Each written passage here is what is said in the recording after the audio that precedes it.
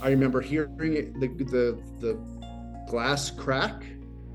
That's the last thing I remember until I woke up in the ambulance. In 2018, Jason Sáenz was a comedian whose career was on the rise. But my hair is multifunctional, because I look like a Bernie Sanders supporter from the front, but from behind, a young Hillary Clinton. How do you guys think? I was feeling good and enjoying living in LA. Eventually got a really good social media job working with Steve Harvey, and I was able to afford to live by myself. And I felt like I was well on my way to having the career and the life I wanted in Los Angeles, for sure. He'd met a woman named Erin. I knew Erin through performing. I had asked her, out for a drink one time, and she told me she was dating somebody. And then when she broke up with that person, she asked if I was available, and I said yes. They went on 2 dates. Their third date was November 30th, 2018. He smelled good. I just remember he smelled good. He had the sweater on that I had seen in some of his Instagram pictures that I thought was so cute. And God, that sweater. I just was in love with him the second I saw him that night. I was done. Put a fork in me, I was done. We had gone out to see a show, came back to my apartment building, and went up on the rooftop. I told her that you could kind of see the Hollywood sign. And in retrospect, I probably should have just made a move on her in my apartment, but instead we went up onto the rooftop. I've lived in LA at this point for, 9 years. I've seen the Hollywood sign. I don't care. And so I say, I think you told me you had a great roof. I think we need to go see this great roof or whatever. And God, I wish I had not said that, but here we are. And we leaned up against a skylight together. Jason just kind of leaned against it. And I didn't think twice about leaning against it with him.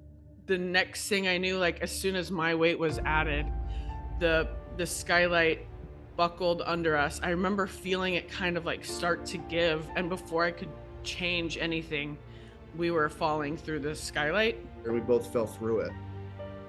And I don't think I was unconscious for long. I might have not been unconscious, but I do know I opened my eyes kind of once we landed, and I just had blood everywhere. And I would find out later I had a gash on my head. I don't remember hitting. I don't remember falling.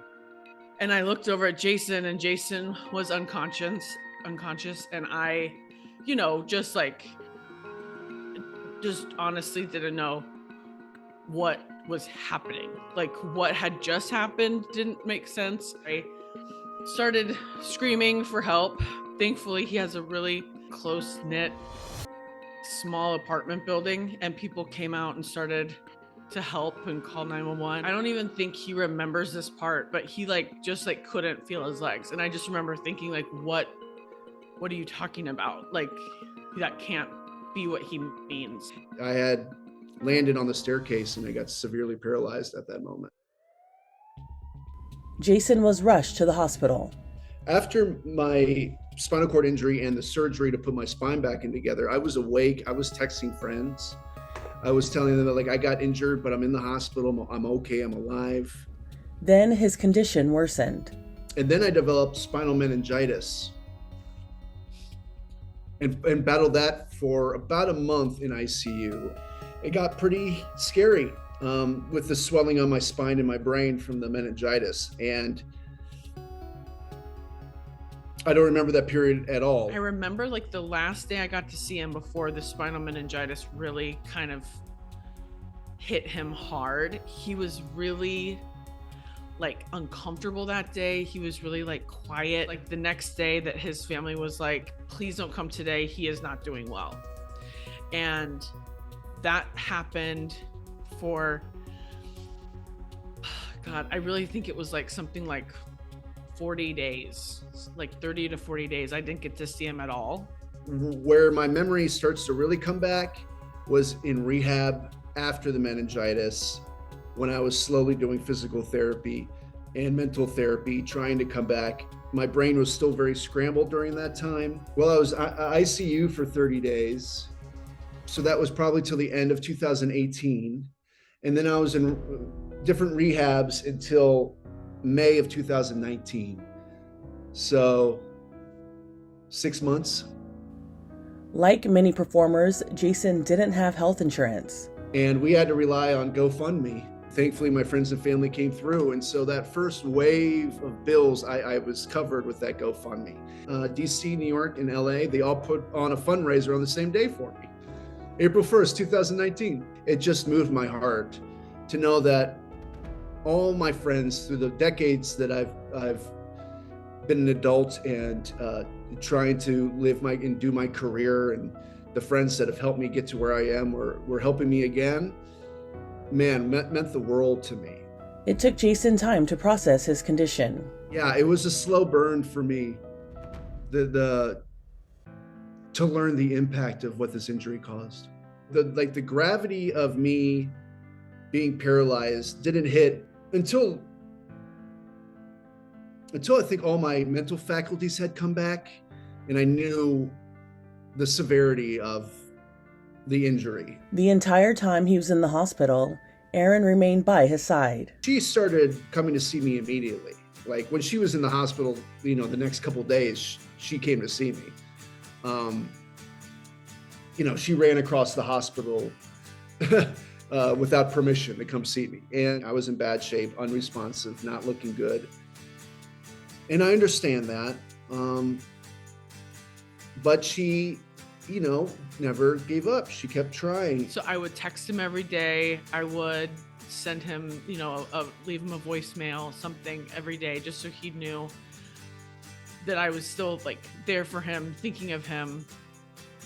And then I remember one day, it was in January, I got you can come see him.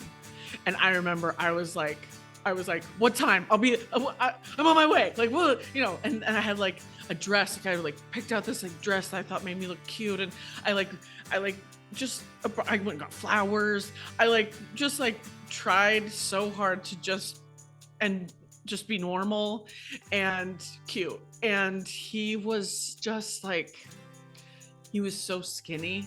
Oh my God, he was so skinny. And he was so pale and he was so small, and he still was trying to make little jokes, and I could see a glimpse of him still in there. And that was all I needed to know, that at least I didn't know what we would be, but I was at least grateful that he was himself in there. It was deep in there, but it was in there. She'd come to see me every Sunday, and we would go on rehab dates. But at first, I didn't know how I felt about her seeing me still. I'm sick, and I'm injured, and I'm in the hospital, and I weigh half what I used to weigh, and I'm never gonna walk again.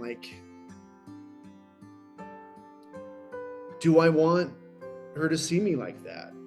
Plus, she's meeting my parents for the first time. After just dating me for a month, now she's meeting my whole family, and I'm in the hospital. It's it was heavy for her. On Easter, she hid Easter eggs in the courtyard for me to find. She really showed me a lot of love during that time. It was one of the days where we were on fire, making jokes. And I was oh, he's here. This is him. And I just remember he was talking to himself, but he said it out loud. He was I'm going to do it. And he pulled himself up like a freaking movie out of his hospital bed, and he kissed me. And I was come on. I was we could have been doing this the whole time, man. What? Let's do it. I just knew if I get out of rehab and I'm able to get my own place again, I want to keep a relationship with her. Up until that moment, a really, really good date. We had a lot of fun together. And I've done a lot of therapy to forgive myself about deciding to go up on the roof that night. But I'm happy that I did it with Erin, with nobody else other than Erin, because she stuck by my side. So we got to go kayak, and that just felt like the first time he drove. So he drove with his hand controlled car. So I got to feel I was being taken care of, in that way. And we kayaked, and we have this picture of us both flexing, and I just remember like I took a picture of him like as he was like paddling, and just like looking at that photo, that's to me, I just like saw like a man who had like kind of been to the end of like himself, like had gotten to be so frail, so small, he couldn't hold himself up. And then to see him like sitting up nice and tall, like arms like strong enough to kayak, arms strong enough to transfer him from the car to the chair, to the chair, to the kayak, back to the chair. Like to see how much strength he had gained. And he was like hot and happy, and we were outside, and it was just like this like moment where I was like, everything is going to be okay, and we can still have a beautiful life. We can still like be ourselves, and it takes a little extra work, but we can make it happen. And I think like that was the day that I was like, we can have like a future. He proposed in 2020. And so we said, screw it, let's get married at a courthouse. I wouldn't have it any other way. It was such a nice and private and beautiful courthouse wedding. I really cherished that day. The hashtag for their wedding, fell in love. I was like, honey, we gotta talk about our hashtag. I was like, I know what it's gonna be, but I don't want to say it. And he was like, let's hear it. And I was like, fell in love. There's not a better one. There's just not, and I hate it, but that's where we're at. So anyways, that was it is perfect, but yikes. Jason is still healing from his injury. It's always going to be an ongoing adjustment, and it's still hard, but I'm still very grateful. I can feel if my bladder is like really, really full and I got to piss really bad. I can feel cramping in my hips at the end of the day from sitting in my chair all day. You know, the fun sensation. I still have some sensation below my injury level, and you know, my hips and my feet and stuff. I can still feel like hot water. I can still, when the weather gets like this, my hips hurt. So I'm an incomplete spinal cord injury, and the doctor said with that, the sky's the limit with the recovery you might have. I wasn't going to bet all my money that I was going to walk again, or to believe that was even a possibility. I wanted to learn how to be in a wheelchair the best I could, and go to rehab and be as strong as I can. He still battles with processing what happened. I'm always going to bump into my grief about being paralyzed in new and unexpected ways. Grief, I still suffer grief. I'm still grieving for the loss that I've had, the loss of my lower body and the function of my lower body. It's gotten better, but some days were really, really dark. Especially as I'm learning how to manage. Erin does too. I have a lot of guilt. God, I used to, like, Jason and I, we both love hiking. We both, like, that was one of our first dates, was hiking. And I still find myself like doing anything other than hike. You know, the other day we went to Santa Monica just to get out of our regular routine and see the water. And Jason just was like, you know, it's crazy to me. I'll never feel like the sand between my toes. And I just cried because I can't. One way Jason processes things is through his comedy. This is a true story of a stand-up comedian who fell through a skylight and broke his back.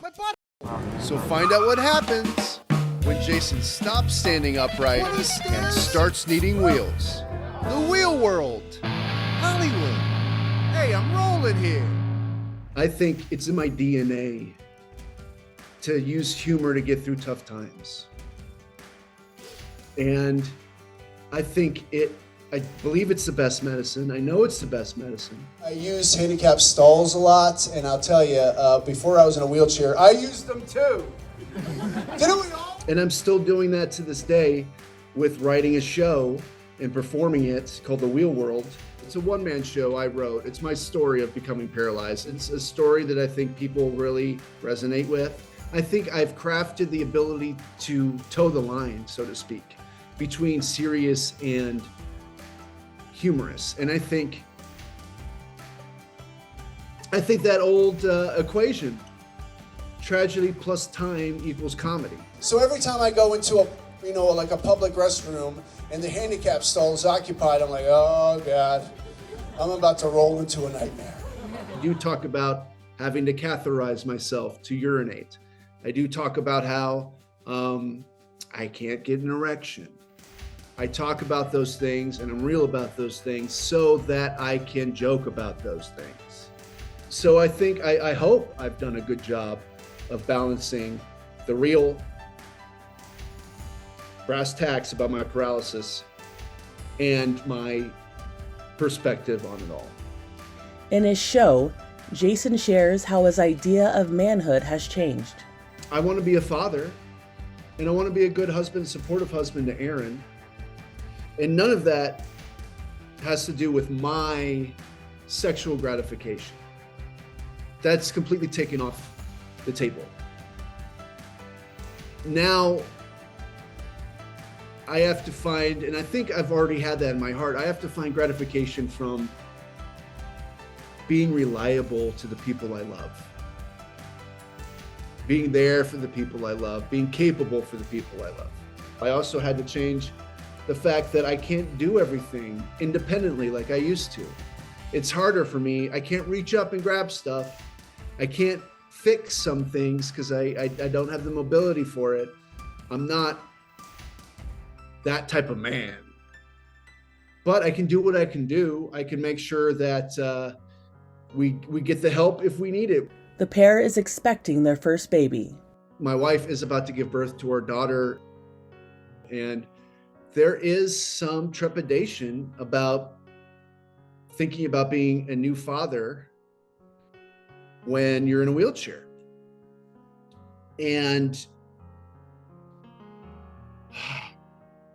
But we've been through so much. I've been through so much. Together, me and Erin have been through so much. Jason says he is grateful for what he has and what he's gained. I was asked, if someone had a magic wand and could wave it over you and you'd be cured of your paralysis, but everything that's happened, everything you've received since you've been paralyzed, you'd have to give back. Would you do it? And I couldn't do it. I wouldn't do it. This is my life now. I'm a paraplegic man, and now I have a wife that's pregnant. And I'm very grateful for all these things. I'm so grateful for this. And we have 2 dogs on top of all that. Could I give this away just to walk again? I don't think I could. I've worked too hard to accept and be grateful for the life I have now, and I don't see it any other way. I really don't. And I'm grateful for what I have today. To be grateful of the things, the blessings that you have in your life is so important. But even if they're small, please remember what you do have and what you're grateful for. That means the world. And hold on to that, because it's going to be tough. And the journey of paralysis is a full-time job, and it never ends. And if you're not grateful for what you have, you're going to go down a really, really dark place. So be grateful and tell the people you love that you love them. And get paralyzed in a warm climate like I did in California, if you have the chance. For Inside Edition Digital, I'm Andrea Swindle.